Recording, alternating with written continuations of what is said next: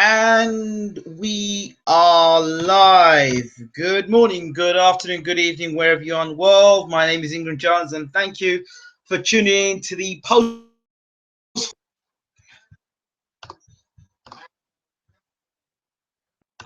Thank you very much for that, Ingram. Good morning, good morning, good afternoon, good evening, wherever you are in the world.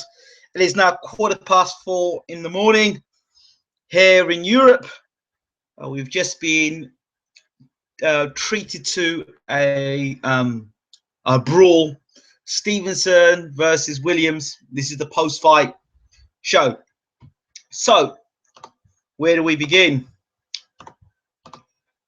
Marky B says, good fight for as long as it lasted.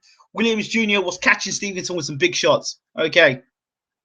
Well, coming into this fight, a lot of people believed, hello, Terrence, hope you're well. A lot of people believe coming into this fight that, Williams stood a good chance of causing the upset simply because of his punch power and his willingness to come forward and throw big shots.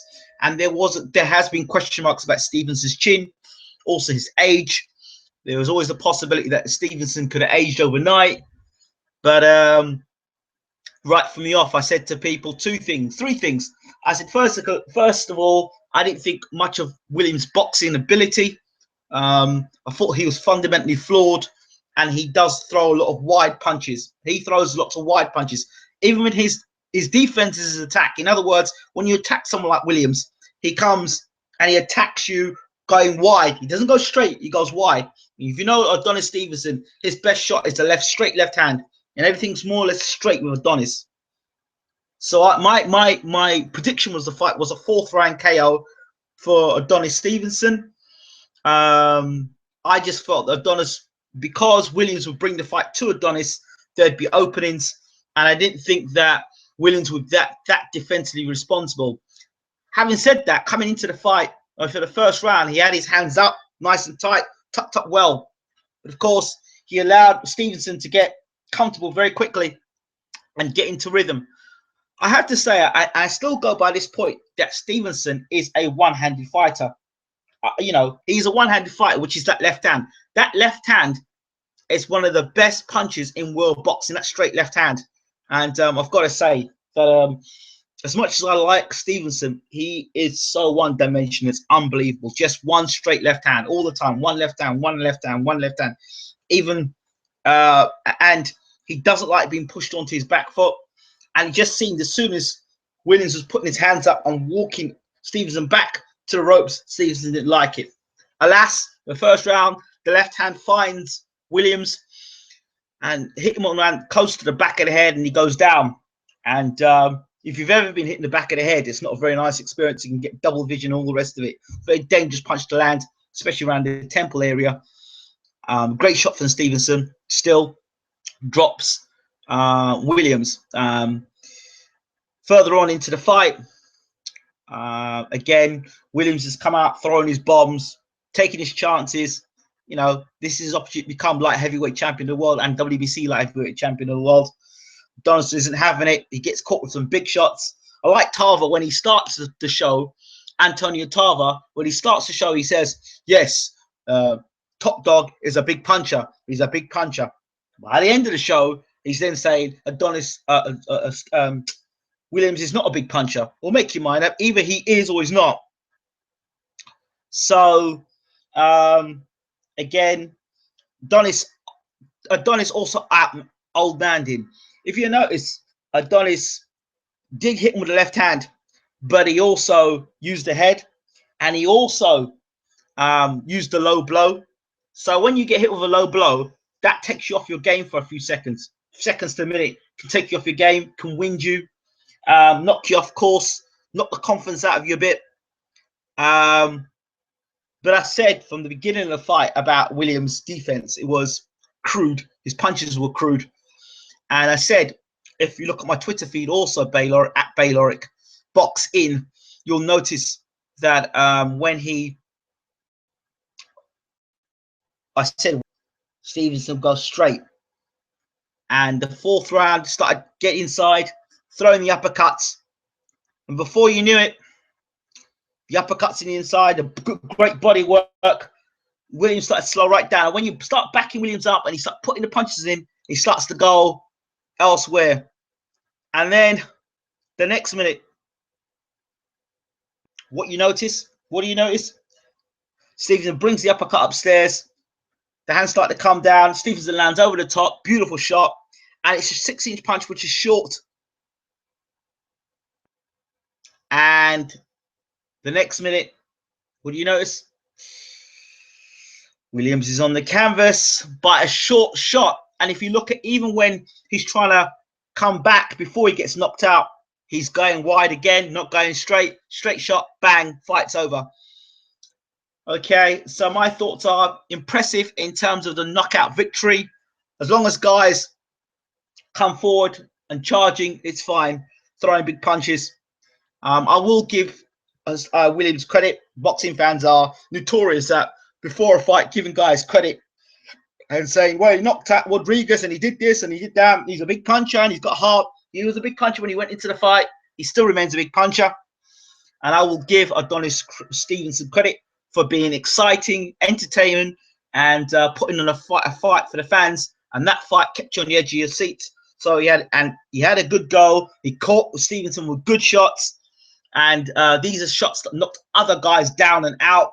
His ratio in his fights, the first 3 rounds, he knocks people down or gets them out of there. So Williams, as far as I'm concerned, is a big puncher. So he gave it a go. He landed big shots on Stevenson. Stevenson responded like the way a true champion does and knocked his man out straight up. So I'm not going to discredit Stevenson for that. What I will say, again, Stevenson can't fight with his back foot. Stevenson is heavily reliant on that left hand. And a guy like Andre Ward would give Stevenson nightmares simply because Ward's not going to give him a chance to set up that left hand. He'll back Stevenson against the ropes and land. So someone like Andre Ward would give him problems. I know a lot of people talk about Kovalev. Kovalev is a great fighter, but I don't think Kovalev has been in the ring with anybody who hits as hard as Adonis Stevenson. So, you know, when you can hit as hard as Adonis Stevenson, that one left hand can put your lights out. Now, we don't know how good Kovalev's chin is like. And the other thing about Kovalev is he's another one of these guys that fight well when he's not under pressure. He fights well. When you back Kovalev and put him against the ropes, he's another guy. You know, that's how it goes. Someone saying, "Come on, Baylor, Thomas Williams dropped in the first round and after round 2, but Thomas Williams always gets knocked down in fights. Why are you surprised? I predicted the fight was last 4 rounds. I also said that Williams gets knocked down by lighter punches. So what did you expect? You know, it's like."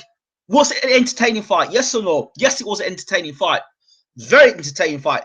The most entertaining fight of the night. So it was entertaining. Did you want to see a knockout? You got a knockout. Did you want entertainment? You got entertainment. What more do you boxing fans want? You want an entertainment and you want a knockout. You got 2 punches in the ring.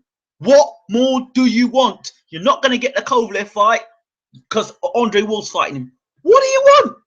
What do you want? I left the fight tonight feeling happy, excited. 2 guys went at it. Williams tried to give it his best shot. You knew he was limited before the fight was announced. You knew that he had a puncher's chance and only a puncher's chance. He went for it, throwing the big punches.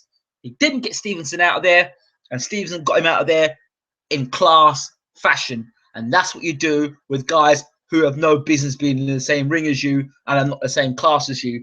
And for that, that's how you do a job. And Stevenson showed amazingly what a good fighter he is. Andre Ward is now fighting Kovalev. I don't want anyone shooting at Andre Ward either. Ward is coming back to fight Kovalev. He was the #1 super middleweight in the world without a shadow of a doubt. Now he's going up and fighting the #1 recognized puncher in Crusher. And if it's a boxing match you're talking about, there's no class. There's no class comparison. Andre Ward is far a better boxer than Kovalev. But the only way Kovalev can win this fight against Ward is to knock him out. Kovalev can never outbox Andre Ward. If you look at the 2 guys' boxing skills, you're looking at footwork, you're looking at defense, you're looking at combination punching, you're looking at boxing IQ. Andre Ward and Kovalev are not on the same planet. The only thing that gives Kovalev a chance in this fight is his punch power. That is it. That is it. Take the punch power away, and you look at the two fighters, you put them down. Kovalev has no business being in the ring with him. It's just the punch power, and that's what makes the fight interesting. If Ward can neutralize Kovalev's punch power, it will be a very boring fight, a very embarrassing fight. Because as long as Ward can get on the chest and he can back Kovalev up, remember he just fought Chilimbe and he didn't look that great against Chilimbe, a guy that was moving and the guy is experienced. All right, so just things to think about there. I watched the fight. Oh, I watched the fight via Spike TV. Thomas Williams is all hype. I could never have any doubt Steven was going to KO him. We're not asking you if you had doubt about Stevenson KOing him. I'm talking about the fact that was it exciting? Yes or no? That's all. Come on, look at the Rodriguez fight. We all knew how this fight would end. But hold on, how many Kovalev fights or Gennady Golovkin fights do you watch and you know the ending of the fight before you even see the fight? I don't hear you complain about that. But Stevenson fights, he knocks a guy out, you complain about it. I think basically it's just an opportunity to moan. I ain't having much of it, and I'm not staying up at 4:30 in the morning to hear people moan, "It wasn't a good fight. We knew he was going to get knocked out." Why watch the fight? Why tune in? Why bother watching most of the fights? Most of you guys will probably tune in and watch Matchroom, and Eddie Hearn tell you it's a 50-50 fight. Well, it's a 90-10 fight. I'm probably not moan about that. You know what you're getting. BS Baylor, Kovalev can box, mate. Ask B-Hop. No, not really. Kovalev can punch, and his punch power disrupted what Hopkins did. And Hopkins is, what, 50 years old? Come on, man. Hopkins has no business being in the ring. A 49-year-old man fighting. No business being in the ring. Stars make fights. So I don't want to hear that. I don't hear that either. So, you know, people see what they want to see when they want to see it. Yeah, I'm closing this down myself, to be honest, Marky B. So in essence tonight, it was great to see Stevenson and Williams go at it. Fantastic bout between the two guys. Great bout between the two guys. Exciting. What boxing's about. Two guys going at it, putting everything on the line. Nobody holding back. You complain about Floyd Mayweather fights, but then you get an explosive fight like this between two guys who are going at it. And people gave Top Dog a chance. My sort of fight. I enjoyed it. And that's what I like about boxing. If Gennady Golovkin did the same thing, people would be turning around saying, what a great performance from Gennady Golovkin. If Kovalev did it, a great performance from Kovalev. Stevenson does it. Oh, the guy didn't stand a chance. Come on, man. It was a fight. And that was it. So, in terms of the other fights tonight, Alvarez, if he's thinking of fighting Stevenson next, he'll end up in the same position as Williams on his back, because he too can't block a straight left hand. And if you saw his audition tonight, imagine Adonis Stevenson landing any of those straight left hands, then that's the way it is. I don't overrate Ward. Ward didn't win the Super Six beating the guys that he beat, who were all top quality. None of those guys were bums or over the hill. They're all top quality. And Ward went into the Super Six, could I remind you, as the underdog. As the underdog. And I don't want to hear excuses. Should Warren beat Kovalev? I don't want to hear no excuses. I don't want to hear, well, Kovalev weren't ready. And don't want to hear no excuses. Don't want to hear any excuses. It is what it is. But as a point, I thought I liked Berridge. I thought he was good. I thought he was for the notice he had and the way they were building up the other guy, Alvarez, with a world-class left jab. Didn't see getting caught with a straight left hand all night long. I thought Berridge, I was more encouraged by watching Berridge fight. I'd like to see Berridge fight again, actually. Not interested in Alvarez. I think he's a KO waiting to happen. And maybe half a year from now, we'll probably see Alvarez getting stretchered by Stevenson because he can't block the left hand. Moving on, I thought Amin versus Nicholson. Again, Amin was good, liked his combinations, but they looked like they were in two different weight divisions, Amin and Nicholson. And Amin was good, but I really liked Nicholson. He looked like a guy who had a lot more potential. I'd like to see Nicholson have a bit more urgency in his work, doubling up his jab more, and being more of a bully. I'd like to have seen him get in there, using the physical size that he had on the night, getting in there and bullying and getting into Ernie and throwing big shots and trying to go for a mean. Good fight. And I'd like to see more of Nicholson and Amin in the future. So I think that basically wraps it up. I'm not going to spend too much time on this anymore. Congratulations to Adonis Stevenson, still the WBC light heavyweight champion of the world. And thank you, Top Dog Williams, for coming out and trying to have a good fight and trying to make the fight happen. Thank you all so much. This has been Ingram Jones from Baylor TV, and I am out of here. Thank you all for watching. Good night.